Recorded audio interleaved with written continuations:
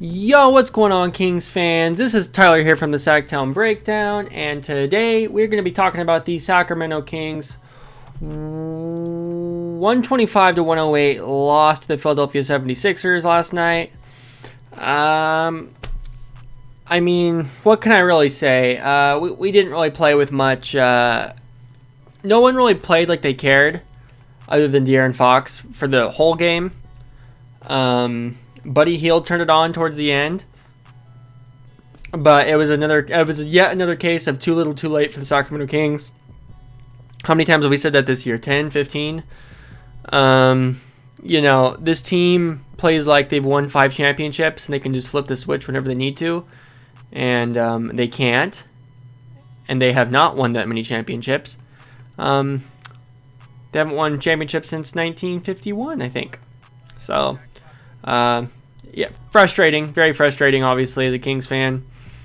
But you guys are all Kings fans, you're frustrated too, and this is a happy place for you guys to all discuss, not a happy place, a safe place for you guys to all discuss your Sacramento Kings, thoughts and opinions. Not have to worry about the idiots on Twitter, most of which belong to the multiple Sacramento Kings websites, Sactown Royalty, and all those other ones that are a bunch of clowns. So, chat it up in the comments down below. Like the video if you enjoy the breakdowns, and subscribe if you're new here to the Sactown Breakdown. And before we get into the breakdown, let's get into our sponsors. We got, obviously, Taboo Ohana Gaming Chairs. They sell gaming chairs, and they're some of the nicest gaming chairs. I've actually sat in them before at an event I went to. They were sponsoring, and they're nice. I mean, seriously, they're nice. And Curtis, the other host of the Sactown Breakdown, he has them as well. So if you ever had any, any possible, these chairs suck, no, ask Curtis. He'll tell you they're amazing. So that's one of our sponsors, Taboo Ohana Gaming Chairs. Link in the description. Excuse me. I'm a little choked up there talking about it. They're just such beautiful chairs. Phoebo in the chat, what's going on, Phoebo? And then the other sponsor is Computer. That was a fail. My phone just fell on the floor. Ooh, that was a fail. My phone just fell on the floor. That was kind of like, that was almost a bar. That was a fail. My phone just fell on the floor. It was like a tongue twister. Wow. Okay, so another one is Computer Booter. It's a local shop around here that sells old school, retro games, retro consoles. They fix computers, computer shop. So if you have any computer problems, or if you need a gaming chair, link in the description. We got you covered. But let's talk about this Sacramento Kings game. Phoebo in the chat, what's going on? Did you watch the Kings game last night? Let me know if you watched it or not as I get into it here. So I was at a movie last night. I didn't get to watch the game from start to finish. I started watching it halfway through the third quarter, went to bed, went to work, came home from work, finished the rest of it, and now we're here. So I watched from the first quarter to the midway through the third quarter. So like I said, the Kings really didn't play with any effort other than De'Aaron Fox. At the beginning of the game, Al Horford scored. Giles scored on both opening possessions, I believe. Giles scores again on Horford with his left hand, which is nice. It's nice seeing Giles use both hands. He's pretty good at that. As Chris Webber would say, he's amphibious. Chris Webber actually said that. I think it was during an All-Star game. He was like, or maybe it was just a regular game. He said, instead of ambidextrous, he said amphibious. I'm like, really? You make us Sacramento Kings fans look bad, Chris Webber. But anyways, no, I haven't been watching Kings games. Fill me in with what's happening. I know we are on a playoffs chase. Okay, so I'll do it right now, actually, before we get into the game. Just so Phoebo knows what's going on. Let's go to window capture. Let's go to standings. Let's actually look at this real quick. So you guys can get a grasp of how much of a fail that last night's game was. So as you guys can see right here, Phoebo, I don't know if you're watching, but you can get a good idea of what's going on just by listening, if you're just listening and not watching. I'm assuming you're watching though. So right now we are in the 10th seed. We are 4 games back from the 8th seed Memphis Grizzlies and the 7th seed Dallas Mavericks. So So the Dallas Mavericks are 10.5 games back from first. The Grizzlies are 17. So obviously the 7th spot isn't up for grabs. The only spot's up for grabs is the 8th seed. So the Grizzlies are 17 games back. The 9th seed Trailblazers are 20.5 games back, 20.5 games back. So they're 3.5 games back from the Grizzlies, and we're 4. So we have to, and we're actually tied with the Spurs. We're both 21 games back. So we have to try to fight off the Spurs and get ahead of the Blazers and hope that the Grizzlies fall out of the playoffs, which they've been pretty much the last 10 games they've gone 5-5, and that's actually, they're on a 3-game win streak, but before that I think they lost like 5 in a row. So they are starting to sink as a team. I think the talent and the length of the season is starting to catch up to them. So the Grizzlies are probably going to fall out, I would guess, of this playoff spot. And I would guess the Trailblazers make it in the 8th seed. But the Kings have a shot if they stop throwing up terrible games like they did last night against the Sixers. And now that you guys all know the exact playoff situation right now, let's talk about this Sixers game last night, because it was awful. So the problem with the Kings team is that, like I said at the top of the show, they play like they've won 5 championships already and they can just coast and win the game at the end. And I don't know if it's like a bit of a hangover from being decent last year that they like think they're awesome now or what. I don't know what it is. I don't know why they play this way. But the only person that really had put forth any effort was De'Aaron Fox last night. And it's frustrating to watch. And let me continue the rest of the, let me give the breakdown of the quarters here. So Al Horford hits a 3, the score is 12-4 off the bat. Tobias Harris, it's kind of funny. I just wrote Tobias Harris. I didn't write what he did. I'm sure he scored. Harry Giles hit a jumper. Fox with an and 1. The 76ers were 5 of 7 for 3 at this point. The Kings were 0 of 2 from 3. Too many easy buckets for the 76ers, just getting either right to the basket or just shooting an easy jumper. And it was just like, no big deal. It's nothing. Fox with another and 1. Horford hits another 3. Bazemore scores, and then Bjelica scores twice. They were all to the basket, though, which was nice. This Kings team was getting to the basket early in the game, and they were mostly layups or just little hook shots around the basket.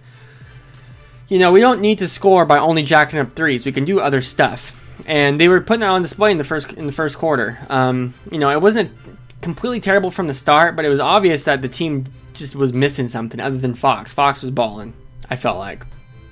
A lot of nice defense from Alex Len in the first quarter. Bazemore had a nice little leaning mid-range jumper. All their shots were around the rim for the most part. And Bazemore scores on a fast break. And I think the score, I don't recall exactly what the score was in the first quarter. I meant to write that down, actually. Scores, let's go yesterday. King Sixers. So it was 32-30 in the first quarter. So, not even that bad, actually. Not even that bad of a first quarter for the Kings. It's just, they just couldn't keep up with what the Sixers were doing. It's not that they couldn't keep up with this, that they didn't play defense, honestly. So second quarter, Bjelica to land with a lob, and Bjelica doesn't even he doesn't even dunk it. It was just like a soft little, he just set the ball in the basket. It was kind of funny. Kings with a turnover on an inbounds play. Okay, this is going to be a mouthful, so you guys need to follow me here. So the Kings, the Kings allow the Sixers to make a shot. Hold on, let me clear my throat here. The Kings allow the 76ers to make a shot, okay, make a layup. They go through the inbounds. The ball gets picked. The guy that picks the ball throws it to his 76er. He shoots the 3, misses it. The 76er gets his own rebound. Or the 76ers get the offensive rebound. Buddy still, I think he gets the rebound, and then he kind of bobbles it, runs out of bounds. So he throws the ball. I think he threw the ball in, or Buddy just stole it from him. And then Buddy turns the ball over, once he grabs it. So we lost the ball again, and then the Sixers score. It's like, really? So we had we could have got the offensive rebound. That was a fail. First of all, it was an inbounds play, so we threw it to the other team. Fail. They shoot the three. They get the offensive rebound. Buddy steals it, and then we lose it again. That's 3 times in basically one possession, that we lost the ball. And it's like, what are you doing? I know it's old, technically it's a possession every time their team gets it, but you know what I mean. It's like, can we just not do that? Can you just not be stupid? I just don't get how a team does that. And it's just lackadaisical. They don't care. They don't, not putting forth much effort. It's like, come on. It's sad. Tobias Harris hits a 3, 44-34 at this point. 76ers, they're balling, and they're 7-15 from 3 at this point. Tobias Harris getting to wherever he wants on the floor. Harrison Barnes hits the first 3 for the Kings with 4 minutes left in the second quarter. So we weren't hitting threes at all. It was our first one finally. Where is it? 12. So 20 minutes into the game is our first 3.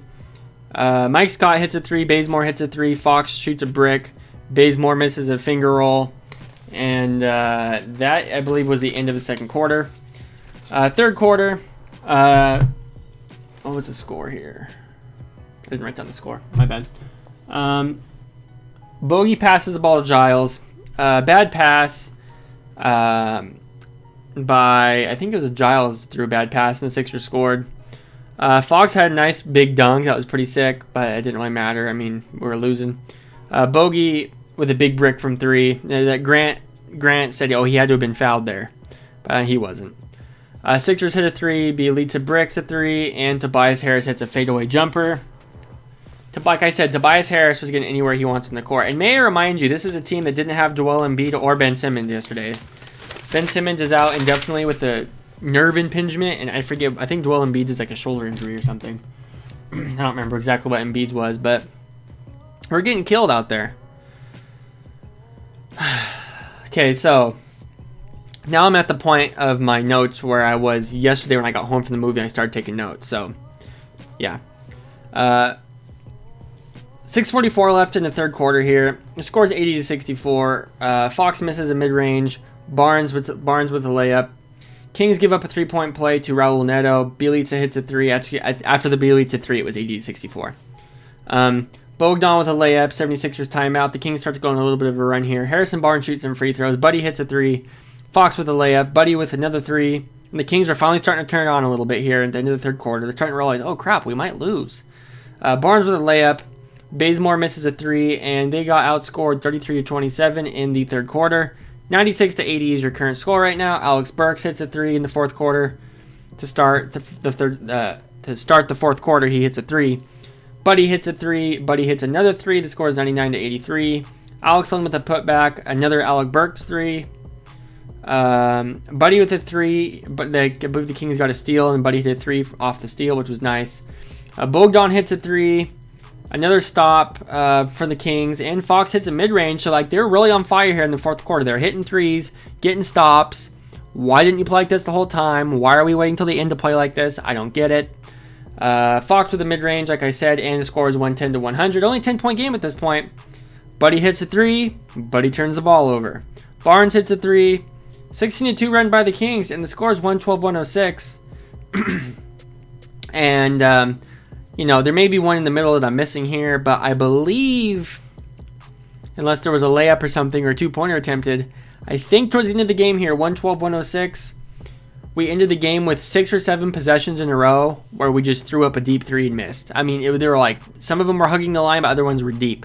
We basically totally gave up at the end and just started chucking up threes to try to win.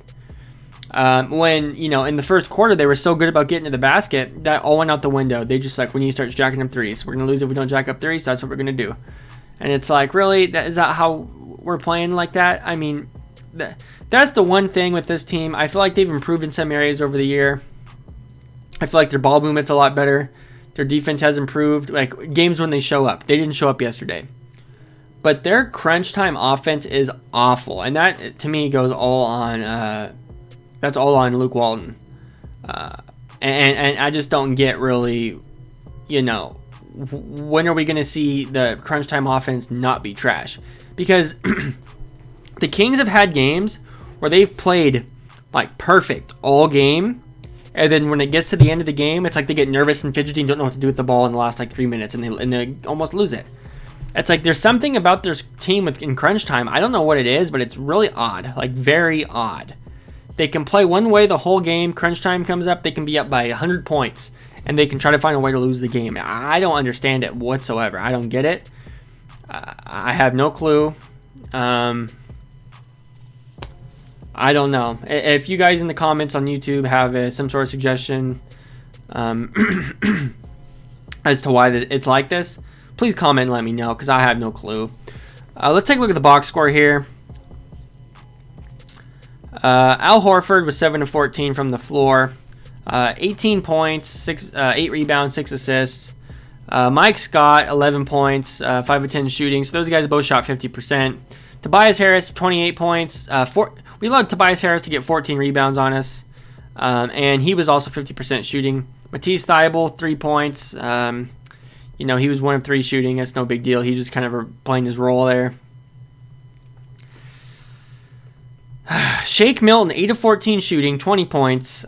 We let this guy shoot, what is that, maybe 56%, 58%? I don't even know what that would be. I probably look dumb right now trying to do all this math off the top of my head.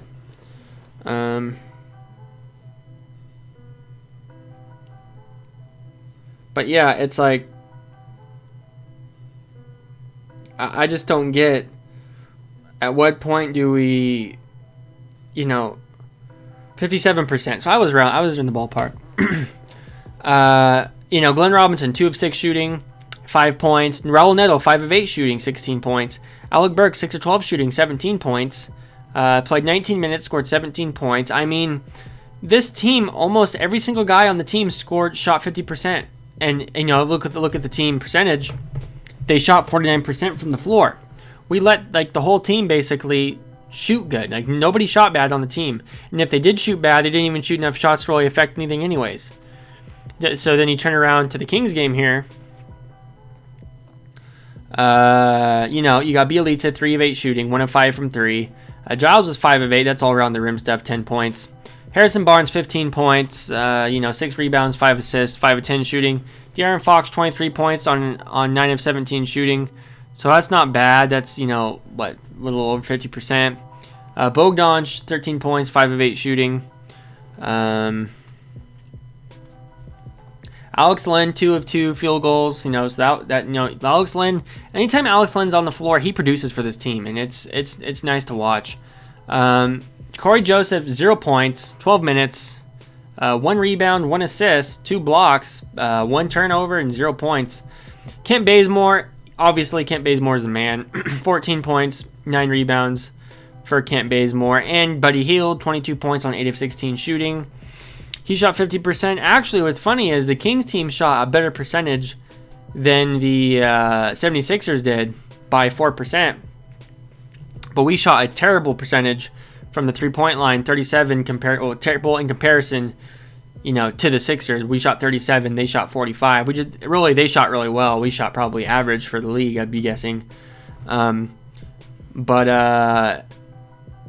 72% from the free throw line. They shot 82. So they shot a whole 10% better from the free throw line. We were 13 of 18. They were 14 of 17. It's just little things, man. It's just, and it'd be nice if we had Rashawn Holmes, don't get me wrong. But, Buddy Hield, a lot of his threes were towards the end of the game. We really weren't in the game hardly at all. De'Aaron Fox, he did what he could, but there's only so much you can do. And, if the team comes out and they're low effort and they seem like they don't really care. And, this is a Kings team that I would guess probably... This is a Kings team that I would probably guess, didn't think much of this team because Ben Simmons and Joel Embiid didn't play. And that's not the right mindset to have. And like I've said in the past, and I'm going to end the breakdown on this right here.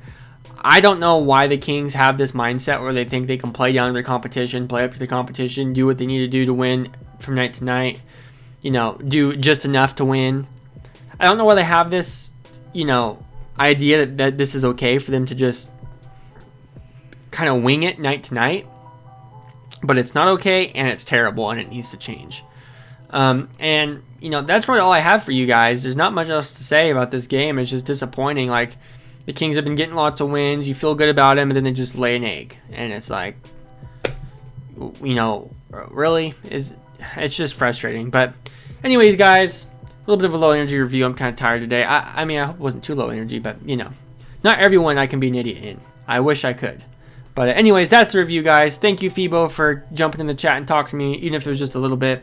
Thank you to our sponsors, Computer Booter and Taboo Ohana Gaming Chairs.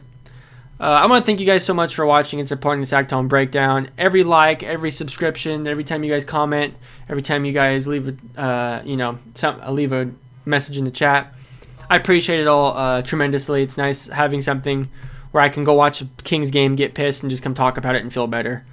So anyways, thank you guys so much for watching. Appreciate it. I'm going to be on a vacation next week, so this might be my last review, actually, till next weekend. If we play next weekend sometime, I'm going to be gone all week.